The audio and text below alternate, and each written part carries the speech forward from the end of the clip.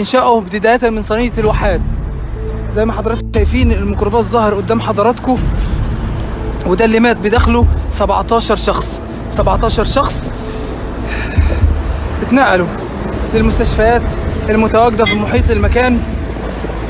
وده موقع الحادث بالظبط اللي حصل.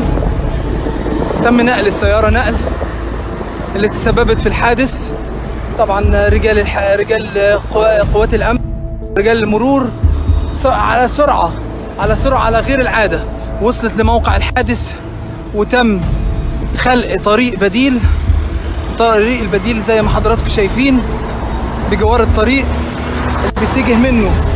اللي بيتجه منه العربيات إلى مدينة الفيوم.